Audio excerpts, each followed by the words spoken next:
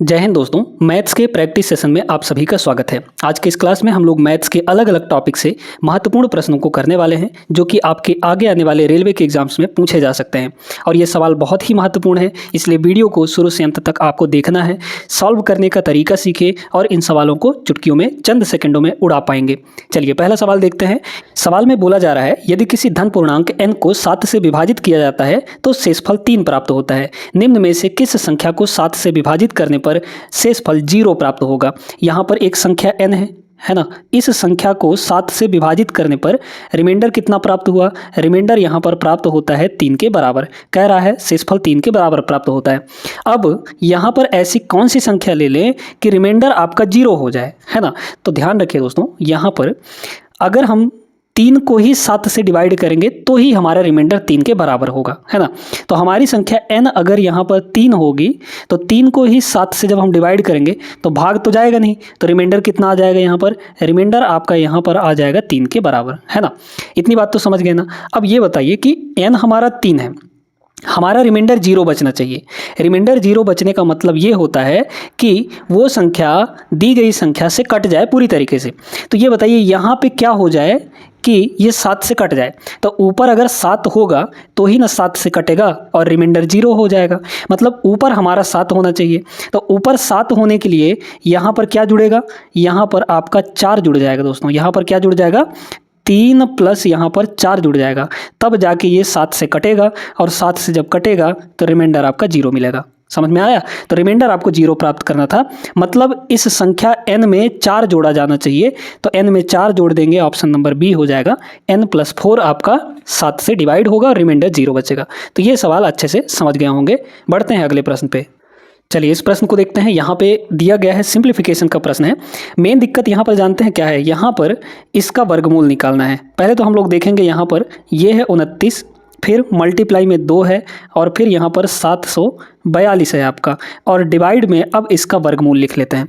Divide में इसका वर्गमूल कितना आएगा, ठीक है, बहुत ध्यान से सुनिए। यहाँ पर ये 2500 से ऊपर है, 2500 से ऊपर है। 2500 किसका वर्ग होता है, तो यहाँ पर आप कहेंगे 50 का वर्ग होता है। 50 का वर्ग कितना होता है, 2500 होता है। तो ये जो संख्या, अब यहाँ पर देखिए लास्ट में कितना है, 09 है ना। तो 09 किसका वर्ग करने पे आता है, 3 का वर्ग करने पे आता है 09 लास्ट में, है ना। इसका मतलब आपका जो आंसर होगा वो 50 + 3 होगा। 50 + 3 यानी कि 53। तो यहाँ पर 53 का जब स्क्वायर करेंगे तो 2809 मिल जाएगा, मतलब 2809 का वर्गमूल 53 आएगा। तो यहाँ पे नीचे आपका सीधे सीधे 53 हो गया। इक्वल टू यहाँ पर कितना है, y और प्लस 784 के बराबर है। अब मेन दिक्कत ये है कि यहाँ पर इसको काटना पीटना है, ठीक है। तो काटेंगे कैसे, सुनिए। 53 से हम लोग पहले इसको 742 को काट देते हैं। देखिएगा अगर हम काटेंगे इसको तो 53 × 53 हो जाएगा, मतलब 74 में से 53 घटाएंगे तो आपका 21 आ जाएगा, है ना। और 21 पर 2 उतर आएगा। तो देख लीजिए 53 का जस्ट 4 गुना है भाई, 50 का 4 गुना 200 और 3 का 4 गुना 12, मतलब 53 से 4 बार, ये मतलब टोटल 14 बार में कट जाएगा ये, ठीक है। अब जब 14 बार में कट गया है तो यहाँ पर क्या हम लोग इकाई अंक लगा सकते हैं। देखिए अगर इस इधर का इकाई अंक निकालें तो 9 दूना 18, मतलब 8 हो गया, 8 चौके 32 यानी कि 2 हो गया। तो इधर का इकाई अंक 2 आ गया और इधर का इकाई अंक कितना आएगा, 4 आएगा। तो ये 4 आपका घटेगा, इक्वल टू यहाँ पर हो जाएगा y के बराबर। अच्छा, ये 2 में से 4 तो घटेगा नहीं, मतलब 12 में से 4 घटाना पड़ेगा। तो 12 में से 4 घटाएंगे तो ये आपका 8 आ जाएगा। तो इकाई अंक 8 कहाँ पर है, सिर्फ एक ही ऑप्शन में है, यही आपका आंसर होगा, मतलब option number C is the right answer. आगे चलिए अगले प्रश्न पर। यह बढ़िया प्रश्न है।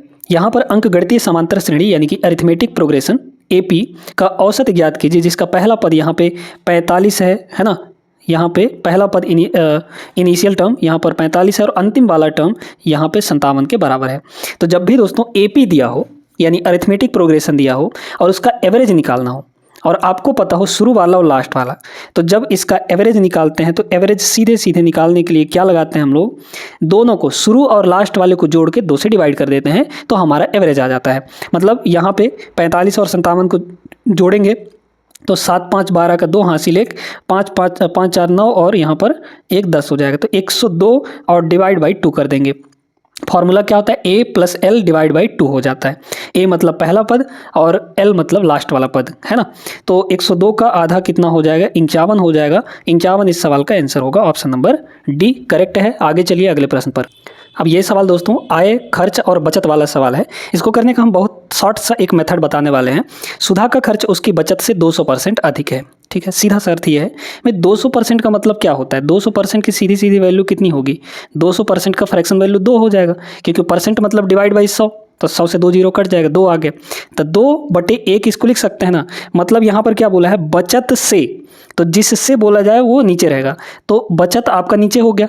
बचत से खर्च 200% अधिक है, यानी कि 2 अधिक है। इससे 2 अधिक है क्या यहाँ पर? तो आपका एक्सपेंडिचर यानी कि एक्सपेंस, खर्च। तो अब देखिए कि यहाँ पर हो गया एक्सपेंडिचर, यहाँ पे हो गया सेविंग और यहाँ पे हो गया इनकम। ये बताइए दोस्तों कि इनकम जो होता है वो सेविंग और एक्सपेंस दोनों मिलाकर आता है, मतलब E + S = इनकम हो जाएगा। ठीक है, तो अब देखिए सेविंग आपका कितना है? 1 है। 1 से 2 अधिक आपका क्या है? एक्सपेंस है। तो 1 से 2 अधिक करिए, मतलब 3 हो जाएगा एक्सपेंस। तो 3 और 1 यहाँ पर इनकम कितना आ गया? 4 के बराबर। अब इसमें देखिए कह रहा है उसका जो व्यय है यानी एक्सपेंस कितना बढ़ जा रहा है? 6% कम हो जा रहा है। तो एक्सपेंस जो है 6% कम को हम लोग माइनस से दिखाएंगे, और बचत जो है 26% बढ़ जाता है। तो सेविंग यहाँ पर क्या हुआ? 26% बढ़ गया, 26% यहाँ पर बढ़ गया। तो मान लीजिए कि इनकम जो है वो X% यहाँ पे बढ़ जाता है। ठीक है, तो X की वैल्यू, इसी X की वैल्यू हमको निकालनी है। कैसे होगा? आपको कुछ नहीं करना। देखिए यहाँ क्या करेंगे? 3 का 6 से गुणा करेंगे तो 6 × 18, मतलब माइनस का 18 आएगा, है ना, माइनस का 18। फिर यहाँ देखिए 1 को 26 से गुणा करेंगे तो प्लस का 26 आ जाएगा, तो यहाँ हो गया प्लस का 26%। और इक्वल टू, भाई इन दोनों का सम जो है इसके बराबर होगा, तो 4 × X यानी कि 4X हो जाएगा। तो यहाँ से देख लीजिए 26 - 18 यानी कि 8% होगा, 8%, और डिवाइड बाई यहाँ पे आ जाएगा 4। तो 8/4 होगा ना, है ना। यहाँ पर कितना हो जाएगा? 8/4, और यही हो जाएगा X। तो यहाँ से कितना आ गया? X का वैल्यू सीधे सीधे 2%, मतलब 2% यहाँ पर उसका आय जो है वो बढ़ा है। Option number C correct answer हो जाएगा। उम्मीद करते हैं अच्छे से क्लियर हो गया होगा। चलते हैं अगले सवाल पर। अगला सवाल बहुत ही तगड़ा सवाल है, ये आपका ट्रेन वाला सवाल है ना। 372 मीटर लंबी ट्रेन विपरीत दिशा में 6.9 किलोमीटर/आवर की गति से चल रहे एक व्यक्ति को 24 सेकंड में पार करती है। ठीक है, तो यहाँ पर ट्रेन की गति कितनी होगी ये बताना है। देखिए दोस्तों यहाँ पर ये किलोमीटर/आवर है ना, तो इसको बदल दीजिए किस में? मीटर/सेकंड में, है ना। इसको किस में बदल देते हैं? मीटर/सेकंड में बदल देते हैं। तो जब मीटर/सेकंड में बदलेंगे, या फिर अभी एक काम करते हैं, रहने देते हैं। ठीक है, देखिए अब हम यहाँ पर जानते हैं कि मान लीजिए कि ट्रेन आपकी इधर जा रही है और विपरीत दिशा में एक व्यक्ति चल रहा है इतने के स्पीड से। तो हमारा जो व्यक्ति है वो इधर की तरफ चल रहा है किस स्पीड से? 6.9 kmph के स्पीड से। ये किलोमीटर/आवर में, यूनिट का बहुत ध्यान रखना होता है। अच्छा, 24 सेकंड में पार कर जाती है ना। तो ये बताइए कि दोनों ये विपरीत दिशा में चले, इसकी स्पीड हम लोग x मान लेते हैं। दोनों जो है विपरीत दिशा में चल रहे हैं, तो जब विपरीत दिशा में चलते हैं तो रिलेटिव स्पीड जुड़ जाता है ना, प्लस हो जाता है। लेकिन जब एक ही दिशा में चलेंगे तो रिलेटिव स्पीड घट जाएगा, यानी माइनस हो जाएगा। तो यहाँ पर जो रिलेटिव स्पीड है वो कितना होगा? इसकी स्पीड, ट्रेन की स्पीड x है, और यहाँ पर इसकी व्यक्ति की स्पीड कितनी है? यहाँ पर 6.9 है, दोनों जुड़ जाएगा। और ये जो स्पीड है ये क्या होता है? Distance upon time. अब आपको एक चीज़ बताते हैं, यहाँ पर ये जो ट्रेन है ये जब किसी व्यक्ति को, किसी खंभे को पार करती है तो अपनी लंबाई के बराबर ही दूरी तय करती है, यानी अपनी लंबाई के बराबर ही डिस्टेंस कवर करेगी। तो यहाँ पर ये बताइए कि अब उसकी लंबाई कितनी है? यहाँ पर 372 है, तो यहाँ पे हो जाएगा 372, इतनी ही दूरी तय करेगी, मतलब ये डिस्टेंस हो गया। और ये मीटर में है, तो इसको किस में बदल लेंगे? किलोमीटर, या फिर अभी रहने दीजिए, डिवाइड बाई यहाँ पर सेकंड, है ना, divide by time, distance upon time, कितने सेकंड में? 24 सेकंड में। तो ये हो गया। इधर वाला जो चीज़ आया है वो किलोमीटर/आवर में है, लेकिन ये मीटर/सेकंड में, तो इसको भी किलोमीटर/आवर में चेंज कर लीजिए। किलोमीटर/आवर में चेंज करने के लिए हम लोग यहाँ पे 18/5 से मल्टीप्लाई कर देते हैं, तो ये किलोमीटर प्रति घंटा में बदल जाएगा। अब सॉल्व करके सीधे सीधे x की वैल्यू निकाल लीजिए, क्योंकि ट्रेन की गति हमको पूछी गई थी, है ना। देखिए कितना होगा, यहाँ पर 6 से अगर काटेंगे तो 6 × 3 = 18, और ये हो जाएगा 6 × 4 = 24, है ना, इतना हो गया। अच्छा, ये हो जाएगा आपका 2 से अगर काट देंगे तो ये हो जाएगा 2, और 2 से इसको काटेंगे तो ये हो जाएगा 2 × 1 = 2, है ना। फिर बचा 1, तो 2 × 8 = 16, है ना, 2 × 8 = 16, फिर बचेगा 1, तो 2 × 6 = 12 हो जाएगा। मतलब यहाँ पर अगर ऊपर देखा जाए 3 से इसको मल्टीप्लाई करेंगे तो 18, यहाँ पे 6 × 3 = 18 का यहाँ पे 8 हो जाएगा, और 18 × 3 = 54, 54 × 1 = 55 हो जाएगा। तो 55 डिवाइड बाई 10, है ना, यहाँ पे 558 डिवाइड बाई 10, तो डिवाइड बाई 10 इतना हो जाएगा। ठीक है, और इक्वल टू इधर कितना है? x प्लस 6.9, 6.9 को उधर ले जाके घटा दीजिए। तो मतलब हमारे पास यहाँ पर आ जाएगा, देख लीजिए, x इक्वल टू यहाँ पर हो जाएगा 55.8 और माइनस 6.9। तो यहाँ पर 18 में से 9 गया तो ये हो जाएगा 9 आपका, है ना। और यहाँ पे क्या बचा, अब आपका कितना, 54 में 6 गया तो यहाँ पे 48 हो जाएगा। मतलब 48.9 किलोमीटर पर आवर ये जो है ट्रेन की गति होने वाली है। मतलब option number B is the right answer. अब यहाँ पे एक चीज़ ये ध्यान रखिएगा कि इसको मीटर पर सेकंड से किलोमीटर पर आवर में चेंज करना जरूरी है, नहीं तो ये आंसर नहीं आएगा। रेशियो का बहुत ही बेसिक सा प्रश्न है। राम और राज की आयु का अनुपात 4 और 5 दिया है। यदि उनकी आयु का योग 126 है तो उनकी आयु के बीच में अंतर कितने का होगा। देखिए अनुपात दोनों का कितना गिवन है, 4 और 5 गिवन है, दोनों का योग। अब रेशियो में टोटल कितना होगा, 9 यूनिट होगा। इस 9 यूनिट की वैल्यू एक्चुअली कितनी है, 126 के बराबर। ठीक है, तो 16 नहीं हो 126 होता है ना, 16 नहीं हो 126 होता है। तो यहाँ पर 1 यूनिट की वैल्यू कितनी हो जाएगी, 16 के बराबर हो जाएगी। ठीक है, और वैसे भी देख सकते हैं यहाँ पर 9 एकम 9, 9 3 12, ठीक है 3 हो जाएगा ना, 9 से नहीं कट, 9 चौके 14, 14 14। ठीक है, यहाँ पर कितना आ जाएगा, 14 के बराबर आ जाएगा। ठीक ना, तो 14 हो गया। अच्छा अब सुनिए, यहाँ पर 1 की वैल्यू तो 14 हो गई। आपको क्या पूछा था यहाँ पे, उनके बीच का अंतर। तो अंतर कितना है भाई, 1 के यूनिट ना है भाई। 5 - 4 करेंगे 1 आएगा, 1 यूनिट। और 1 यूनिट की वैल्यू कितनी आई है यहाँ पर, 14 वर्ष। तो 14 वर्ष ही आपका आंसर होगा, ऑप्शन नंबर डी करेक्ट जवाब। आगे चलिए प्रश्न नंबर यहाँ पे 8 पे। चलिए ये अच्छा सवाल, क्या बोला गया है, एक पब्लिशिंग कंपनी की 5 शाखाओं C1 C2 C3 up to C5 की 2 क्रमागत वर्षों 2010 और 2011 में हुई पुस्तकों की बिक्री 1000 में यहाँ पर दिया गया है। शाखा C2 की दोनों वर्षों में हुई कुल बिक्री और शाखा C4 की दोनों वर्षों में हुई कुल बिक्री का अनुपात निकालना है। आपको देखना है यहाँ पे C2 और C4 के लिए। तो C2 का देखिए, C2 का दोनों साल का टोटल कितना हो जाएगा, 75 और 85। ठीक है, तो 75 और 85, 8 7 15 यानी कि 16 160 हो जाएगा। तो यहाँ पे 160 हो गया, है ना, ये 160 हो गया यहाँ पर। तो 160 हो गया ये C2 का। C4 का देख लीजिए, तो C4 का टोटल कितना होगा यहाँ पर, ये और ये, तो मतलब 95 500 140 हो गया। तो यहाँ पे हो गया 140। बस इन्हीं दोनों का तो रेशियो पूछा था। बहुत आसान से प्रश्न इसमें पूछे जाते हैं। देखिए काट देंगे, ये 0 0 कट जाएगा, 2 से और कटेगा, तो 2 8 16 और यहाँ पर 2 7 14, मतलब 8 और 7 का ratio, option number C correct answer होगा। आइए डिस्काउंट का प्रश्न है। बिक्री के दौरान राघव ने 100 रुपये अंकित मूल्य वाली एक नोटबुक 53% छूट पर और 40 रुपये अंकित मूल्य वाला एक पेन 85% छूट पर खरीदा। बिक्री के कारण उसने कितनी बचत की यहाँ पर। ठीक है, तो देखिए यहाँ पे आपको बचत निकालना है, ठीक ना, मतलब कि कितना छूट उसको मिल गया टोटल, ये निकालना है। तो देखिए यहाँ पर 100 रुपये का MP था, मार्केट प्राइस 100 रुपये था, इस पर 53% उसको छूट मिल गया। तो इसका 53% यहाँ निकाल लीजिए, परसेंट यानी डिवाइड बाई 100। ठीक है, प्लस यहाँ तो मिल गया किसमें, नोटबुक में इतना छूट मिल गया, प्लस अब ये पेन पे देख लीजिए, पेन का अंकित मूल्य 40 है, तो यहाँ पे 40 पे 85% का छूट है ना, 85%, तो 85 यहाँ पे डिवाइड बाई आपका 100 हो जाएगा। ये टोटल उसका बचत आएगा, निकाल लीजिए बचत कितना होगा। ये तो सीधे सीधे कट गया, मतलब ये 53 हो जाएगा, और प्लस यहाँ पर देखिए 1 0 से ये भी कट गया, और यहाँ पे 5 चौके 20 है ना, 85 दूना 170, 170 दूना 340, तो 340 बटे 10 यानी कि सीधे सीधे 34 हो गया।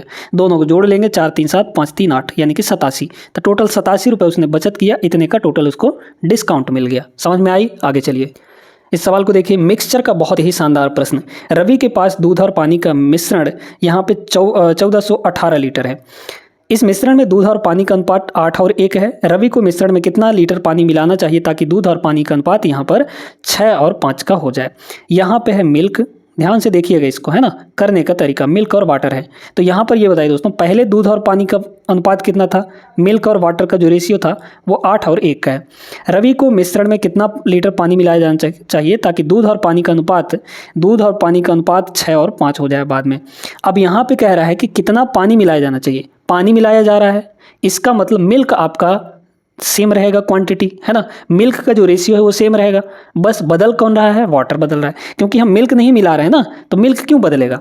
देखिए यहाँ मिल्क 8 है, यहाँ मिल्क 6 है, तो इसको बराबर करिए, क्योंकि मिल्क आपका नहीं मिलाया जा रहा है, उसका रेशियो बराबर होना चाहिए दोनों जगह। तो क्या कर सकते हैं हम लोग, इसमें अगर 8 और 6 को अगर बराबर करना चाहें तो 24 कर सकते हैं दोनों को, क्योंकि 8 और 6 का एलसीएम 24 होता है ना। तो इसको 24 बनाना है तो क्या करना पड़ेगा, 3 से मल्टीप्लाई, तो इधर भी 3 से मल्टीप्लाई। इसको 24 बनाना है तो 4 से मल्टीप्लाई, इधर भी 4 से मल्टीप्लाई। ठीक है, मतलब आपका वाटर जो है 3 और यहाँ पर कितना हो गया, ये 20 हो गया। मतलब 3 से 20 हो रहा है आपका वाटर, कितना हो रहा है, 3 से 20 हो रहा है। मिल्क तो नहीं बदला, 24 है ना। तो 3 से 20 हो रहा है, मतलब 17 लीटर यहाँ पर 17 यूनिट पानी मिलाया जा रहा है। क्या कह रहा है, 17 यूनिट पानी मिलाया जा रहा है। यानी कि यहाँ से यहाँ देखिए ना भाई, 17 यूनिट ही ना बढ़ा है, 17 यूनिट बढ़ गया, मतलब 17 यूनिट पानी मिलाया जा रहा है। तो अब जो भी आंसर आएगा वो आपका 17 का मल्टीपल होगा दोस्तों, यानी कि 17 का कोई ना कोई गुणा जो होगा। तो बस आपके ऑप्शन में देख लिए 17 का मल्टीपल कौन सा है। एक से अधिक अगर ऑप्शन होंगे 17 के मल्टीपल तो फिर हम आगे और इसका प्रोसेस करेंगे, अदरवाइज एक ही ऑप्शन होगा तो कट जाएगा। 900 को देखिए, नहीं कटेगा ये, है ना भाई। 17 × 5 = 85, 50 हो गया, नहीं कट जाएगा। यहाँ देखिए 17 × 5 = 85, 59 हो गया, तो 17 से नहीं कटता, ये भी नहीं कटेगा। इसको देखिए 17 × 5 = 85, ठीक है, 17 × 5 = 85 और अच्छा पहले इसको काट लेते हैं। 17 × 5 = 85 और बचा 6 तो 68 हो गया, तो 17 × 4 = 68, ये आपका कट गया। ठीक है, 17 से, मतलब 17 का मल्टीपल है ये, इसको काटिए। 17 × 5 = 85 और 7 तो 77 हो जाएगा। 77 जो है 17 से नहीं कटता, मतलब ये ऑप्शन आपका नहीं होगा। तो बस एक ही ऑप्शन है 17 से कटने वाला, 918 ही इसका आंसर हो जाएगा। 17 यूनिट की वैल्यू 918 के बराबर आ जाएगी। समझ में आई बात अच्छे से, उम्मीद करते हैं क्लियर हो गया होगा। चलते हैं अगले प्रश्न पे। इस सवाल को देखिए, RPFSI 2024 का, मतलब लेटेस्ट है, अभी अभी ये पूछा गया है ना। देखिए इसमें कह रहा है कि अनुभा ने अपना स्कूटर 82,008 रुपये में बेचा, जिसमें विक्रय मूल्य का 1/6 लाभ हुआ। यहाँ पर आपका 1/6 का मतलब क्या हुआ, विक्रय मूल्य का बोला जा रहा है, तो जिसका बोला जाता है उसकी वैल्यू नीचे रहती है। विक्रय मूल्य का बोला जा रहा है यानी SP आपका नीचे है, और लाभ हो रहा है मतलब ये आपका प्रॉफिट हुआ। ठीक है, तो अब यहाँ पर देख लीजिए कि लाभ प्रतिशत, ध्यान रखिएगा दोस्तों, जो भी लॉस या फिर प्रॉफिट है, यानी कि लाभ और हानि जो है, ये हमेशा CP पर देखा जाता है, यानी कॉस्ट प्राइस पर ही देखा जाता है ना। तो बस यहाँ पे इसका काम यहाँ पर कुछ भी नहीं है, ठीक ना। तो अब देखिए कि यहाँ पर सेलिंग प्राइस कितनी है, 6 है, प्रॉफिट 1 का है, तो CP कितना रहा होगा, जिसमें वो 1 का प्रॉफिट लेके 6 में बेच रहा है, तो CP आपका कितना रहा होगा बताइए, तो 5 रहा होगा। CP वैसे भी SP माइनस प्रॉफिट होता है, तो 6 - 1 करेंगे तो 5 आएगा, तो प्रॉफिट आपका CP कितना आ गया, 5 यूनिट आ गया। अब आपको प्रॉफिट परसेंटेज निकालना है। क्या निकालना है, प्रॉफिट परसेंटेज एक्चुअल वाला, है ना, on the basis of SP नहीं, on the basis of CP यानी कि कॉस्ट प्राइस के बेसिस पे। तो देखिए यहाँ पर प्रॉफिट हो कितना रहा है, 1 का प्रॉफिट, किस पर, CP पर, और अब की बार CP है कितना, 5 है, तो 1/5 का प्रॉफिट हो रहा है। परसेंट में इसको कन्वर्ट करेंगे तो 100% से मल्टीप्लाई कर देंगे, ये आपका 20% आ जाएगा। वैसे भी 1/5 की फ्रैक्शन परसेंटेज वैल्यू 20% होती है। Option number C right answer है। आगे चलिए, प्रश्न नंबर यहाँ पे डाला भी नहीं है, जो भी होगा आप देख लीजिएगा। अब इस सवाल में सीधे सीधे आपको सक्सेसिव लगाना है। क्या, एक बाइक की कीमत पहले 21% बढ़ जाती है और बाद में बिक्री में कमी के कारण 34% कम हो जाती है। बाइक की अंतिम कीमत में शुद्ध परिवर्तन कितना होगा। देखिए यहाँ पे पहले 21% बढ़ा, ठीक है, 21% बढ़ा, फिर बाद में क्या हुआ कि 34% उसकी प्राइस कम हो गई, है ना। तो ओवरऑल हमको परसेंटेज निकालना है, कितने की कमी या कितने का इंक्रीमेंट या डिक्रीमेंट हुआ है। तो अब ऐसे में सक्सेसिव लगाते हैं, और सक्सेसिव का फॉर्मूला ये होता है A + B और प्लस AB/100, ये आपका सक्सेसिव होता है। ठीक है, बस इसी फॉर्मूले में आपको रखना है। तो A + B मतलब इन A की वैल्यू पॉजिटिव है, ये A है, ये आपका B है, ध्यान रखिएगा इस चीज़ को, है ना। B की वैल्यू लेंगे तो नेगेटिव लेंगे। तो देखिए A कितना है, +21, B कितना है, -34, और इन दोनों का हमको मल्टीप्लाई करना है ना, इन दोनों को हमको मल्टीप्लाई करना है। तो प्लस और माइनस का मल्टीप्लाई हुआ तो माइनस आएगा। 21 और 34 का मल्टीप्लाई कर दीजिए, तो 21 और 34 का मल्टीप्लाई करेंगे तो 21 × 84 का हो गया 4, बचा 8 आपका, है ना। फिर 21 दिया आपका 63, तो 63 और 8 यानी कि 71 हो गया। तो यहाँ पे 71 डिवाइड बाई आपका 100 हो जाएगा, है ना। तो यहाँ हो जाएगा आपका, इसमें से इसको घटाएंगे अगर, तो मतलब तो नहीं आएगा निगेटिव ही। 34 में से 21 घटा दीजिए तो माइनस का कितना हो जाएगा, 3 और 1 यानी कि 13, और यहाँ पर ये है माइनस का आपका कितना, 7.18 दोनों माइनस में है, तो 13 और 7 ये आपका 20 हो जाएगा, मतलब 20.18 अच्छा 4 × 4 होगा ना भाई, यहाँ पर इन दोनों को मल्टीप्लाई कर रहे थे ना, 84 होगा यहाँ पर, 21 चौक 84 होता है, तो यहाँ पे 0.4 होगा। ठीक है, थोड़ा गलती हो गया था, है ना, तो इसको सुधार लीजिएगा। तो ये आपका 4 होगा। ठीक है, बाकी और सब सही है, बाकी और सब सही है, कहीं पर भी दिक्कत नहीं है। तो यहाँ पे भी 4 हो जाएगा और यहाँ पे भी 4 होगा, मतलब 20.14। और ये माइनस क्या बता रहा है, डिक्रीमेंट बता रहा है, यानी कि कमी होगा। तो ऑप्शन नंबर ए होगा, डिक्रीज होगा, इंक्रीज नहीं होगा। दो ऑप्शन दिए हैं इस तरीके से, एक में डिक्रीज है, एक में इंक्रीज है, तो ध्यान से इसको करिएगा, है ना। नेगेटिव आया है मतलब डिक्रीज होगा, तो ऑप्शन नंबर ए करेक्ट होगा। आइए देखिए इस सवाल को। एलपीजी सिलेंडर की कीमत 456 रुपये से बढ़कर 570 रुपये हो गई। ठीक है, खपत कितना प्रतिशत कम किया जाना चाहिए ताकि एलपीजी सिलेंडर पर खर्च किए जाने वाली राशि समान रहे। अब देखिए यहाँ पे जो खर्च होता है, एक्सपेंस जो होता है वो होता है प्राइस इनटू खपत यानी कंजम्पशन, ये होता है। अब इसको कह रहा है कि ये आपका कांस्टेंट रहेगा, है ना, खर्च समान रहे, सिलेंडर पर किए जाने वाला खर्च समान रहे। तो प्राइस भाई बढ़ेगा तो हमको खपत तो कम करना पड़ेगा, तभी तो हम अपना खर्चा समान रख सकते हैं। तो ये चीज़ आपका हो गया यहाँ पे कांस्टेंट। जब ये कांस्टेंट हो जाएगा तो इन दोनों में इन्वर्स रिलेशन होगा। भाई पी को इधर ले आइए तो सी इक्वल टू 1/p हो जाएगा या ई अपॉन पी हो जाएगा, तो इन्वर्स रिलेशन बनेगा, मतलब रेशियो इन्वर्स हो जाएगा। तो पहले कीमत कितना था, 456, और बाद में कीमत कितना हो गया, प्राइस आपका 570 हो गया, है ना। तो ये आपका प्राइस हुआ। बताइए रेशियो निकाल लेंगे हम लोग यहाँ से। तो रेशियो अगर निकालेंगे तो 19 से काट सकते हैं क्या, 19 3 57 होता है, वैसे ध्यान रखिए, तो 19 से कट सकता है ये। ठीक है, या फिर पहले 2 से काट देते हैं, ठीक ना, 2 से इसको काटेंगे, नहीं चलिए 19 से काट देते हैं। तो 19 3 ये हो जाएगा 57, तो मतलब 30 हो गया। ठीक ना, अगर इसको 19 से काटेंगे तो यहाँ पर होगा 19 दूना 38। ठीक है, तो बचा आपका 7, 19 चौक 76। ठीक है, हाँ 19 चौक 76 हो जाएगा। तो 24 और 30, 6 से अभी भी कट जाएगा, तो 6 चौके 24 और ये आपका 6 पंचे 30। मतलब प्राइस आपका 4 से 5 हो रहा है, प्राइस आपका क्या हो रहा है, 4 से 5 हो रहा है। तो कंजम्पशन क्या होगा, क्योंकि ई कांस्टेंट है, खर्च कांस्टेंट है, तो सी कितना हो जाएगा, कंजम्पशन कितना हो जाएगा, उल्टा हो जाएगा इसका, मतलब 5 से 4 हो जाएगा। तो 5 से 4 आपको बोला जा रहा है कि खपत कितना कम करना चाहिए, तो 5 से 4 करना चाहिए, यानी कि 1 कम हो जाएगा। भाई खपत पहले 5 अब 4, तो 1 कम, खपत आपका 1 कम हो जाएगा किस पर, 5 पर। तो 1/5, और 1/5 की जो परसेंटेज वैल्यू होती है कितनी होती है, सीधे 20%, है ना। तो 20% option number B is the right answer. समझ में सभी को आया होगा। वीडियो आप लोग लाइक नहीं कर रहे हैं, लाइक कर दीजिएगा, ठीक ना। आगे चलिए, देखिए दोस्तों इस क्लास का ये लास्ट सवाल है ना। एक दुकानदार ने 7200 रुपये में एक वस्तु खरीदी और उसकी लागत पर 9% मरम्मत पर खर्च कर दिया। उसने इसे राजन को 8100 रुपये में बेच दिया। वस्तु बेचने पर लाभ प्रतिशत क्या थी। ठीक है, देखिए यहाँ पर 7200 रुपया उसने खरीदा, कॉस्ट प्राइस कितनी होगी 7200 रुपये।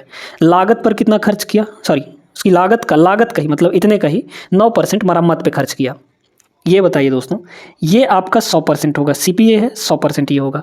100% प्लस 9% वो मरम्मत पे खर्च किया, मतलब टोटल लागत मूल्य का यानी कि 7200 का उसने 109% उस पर लगाया, 109% लगाया और इतने में ही बेच दिया, इतने पे ही बेच दिया और इसे राजन को इतने में बेचा, है ना। तो यहाँ पर 100 + 9, हाँ इतने में बेच दिया उसको। कितने में बेच रहा है यहाँ पर, 8100 में, है ना, 8100 रुपये में बेच दिया। तो इसका पहले हम लोग 109% निकाल लेते हैं, तो ये आपका टोटल कॉस्ट हो जाएगा, कॉस्ट यानी टोटल लागत। भाई इतना तो खरीदा और यहाँ पे 9% उसने मरम्मत में लगा दिया, तो टोटल इसका 109% आपका कॉस्टिंग पड़ेगा। तो ये हो गया आपका कॉस्टिंग, है ना, सॉरी यहाँ पे परसेंटेज रहना चाहिए। अब इसको काटते हैं तो परसेंट से ये आपका खत्म हो जाएगा। अच्छा 9 से काट लीजिए, ये आपका एसपी होगा, है ना। तो सीपी और एसपी का डायरेक्ट हम लोग यहाँ पे रेशियो निकाल लेते हैं, तो हमारे लिए काम आसान हो जाएगा। 9 से काटिए, ये हो जाएगा 9 × 8 = 72, ये हो जाएगा 9 × 9 = 81, मतलब 900 हो गया। और क्या काट सकता है, नहीं काट सकते तो इसको मल्टीप्लाई करिए, तो 8 × 1 = 8 और 8 नहीं हो 72, तो 872 ये हो गया और ये आपका 900 हो गया। मतलब सीपी 872 का पड़ा और एसपी आपका 900 पड़ा। तो यहाँ पे क्या पूछा गया है, लाभ क्या होगा, बताइए कितने का लाभ हो रहा है, 18 रुपये का लाभ हो रहा है ना। भाई 872 28 रुपये का, ठीक है। तो 28 का लाभ हुआ किस पर 872 पर, तो डिवाइड बाई 872 हो जाएगा। परसेंट में चेंज करना है तो यहाँ पर 100% से हम लोग मल्टीप्लाई कर देंगे, ठीक है। काटा पीटी कर लीजिए, 4 से काट सकते हैं, है ना। तो 4 से काट दीजिए, तो 4 × 7 = 28 और हम लोग 4 से इसको काटेंगे तो 4 दूना 8 और 4 × 1 = 4 और 4 × 8 = 32, मतलब ऊपर हो गया। और इसको काट सकते हैं क्या, 2 से और काट लीजिए, तो ये 109 हो जाएगा, 109 हो गया। और 2 से इसको काटेंगे तो ये 50 हो जाएगा, मतलब ऊपर हुआ आपका 7×35 350 और डिवाइड बाई नीचे हो जाएगा 109। तो 350 बटे 109 मतलब 3 पॉइंट और बचा कितना, देखिए यहाँ पे 350 है ना, तो 350 में 109 घटा दीजिए तो बचेगा 41। तो 41 हो गया, 41 मतलब 410। तो 410 यानी कि 3 पॉइंट यहाँ पर कितना हो जाएगा 109, 4 बार जाएगा और, है ना, मतलब 4 बार नहीं, मतलब लगभग 4 बार। तो 3.4, 3 पॉइंट यहाँ पर, एक सेकंड, 3 पॉइंट, अच्छा कुछ गलती कर रहे हैं हम लोग यहाँ पे, अच्छा हाँ एक सेकंड 410 नहीं होगा यहाँ पर थोड़ा सा मिस्टेक हो गया दोस्तों। भाई बताइए 109 का 3 गुना करेंगे तो 327 आएगा ना, तो 350 में 327 घटाएंगे तो कितना होगा, 23 हो जाएगा, ठीक ना। तो यहाँ पर 23 आएगा और 23 पे आपका पॉइंट लग जाएगा, मतलब 230 होगा। तो 109 का डबल, हाँ 109 का डबल मतलब 3.2। तो 3.2 कहाँ है, ऑप्शन नंबर ए में, ये आपका आंसर होगा। समझ में आई बात, अच्छे से क्लियर हो गया होगा। तो आज के इस क्लास में हमने महत्वपूर्ण सवालों को किया, हर एक टाइप के और हर एक टॉपिक से हमने लगभग उठाने का प्रयास किया था। उम्मीद करते हैं कि आपको ये सेशन पसंद आया होगा। वीडियो अगर अच्छी लगी हो तो लाइक कर दीजिए और चैनल को सब्सक्राइब कर लीजिएगा। मिलते हैं हम लोग नेक्स्ट क्लास में ऐसे ही बेहतरीन सवालों के साथ। तब तक आप लोग ख्याल रखिएगा। जय हिंद। वीडियो लाइक कर दीजिएगा दोस्तों, ठीक ना।